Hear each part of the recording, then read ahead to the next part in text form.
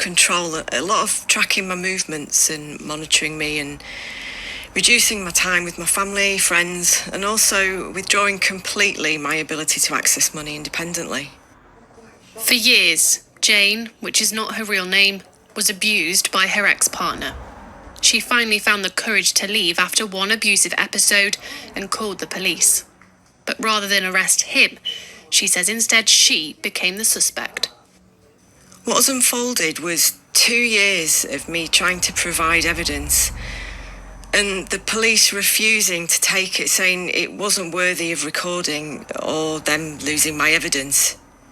One officer even told me I'm not black and blue and I need to stop wasting police time by providing small amounts of evidence.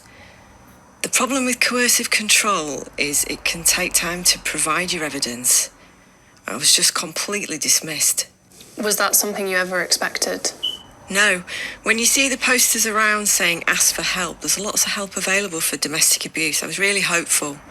I remember dialing 999 that night and I felt this enormous relief because I thought, I'm going to get the help now that I need and I've done the hard part. But if I'd have known, I'd have never involved South Yorkshire Police.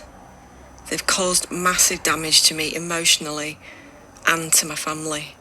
The trauma they've caused has just been horrific. This is basically like PTSD. She's since been supported by Deborah Jones at Barnsley charity Resolute, backing her campaign for a new GPS tagging system to be implemented to better protect victims. A campaign Deborah's now taken to Parliament, asking the Prisons Minister to back the proposal.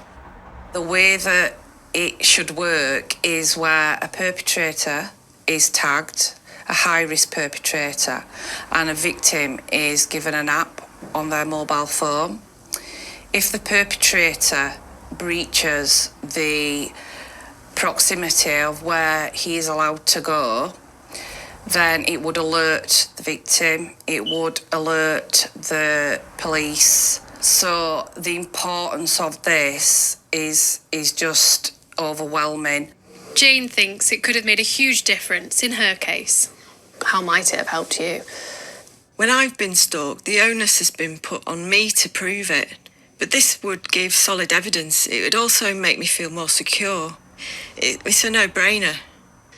The government told us it's already announced new restriction zones for the most serious sexual and violence offenders, but said it was always looking at how it can use new innovations to better protect and support victims.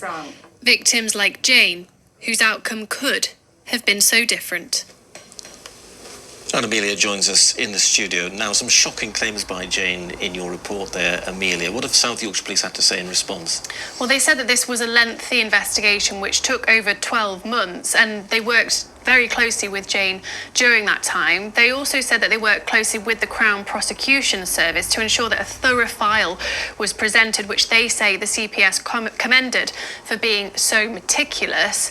However, despite that, the CPS concluded that there was insufficient evidence for there to be a realistic prospect of conviction, and so charges were not authorised. Now, in response to those claims, we heard from Jane that one officer told her, "You're not black and blue, so she's wasting police time."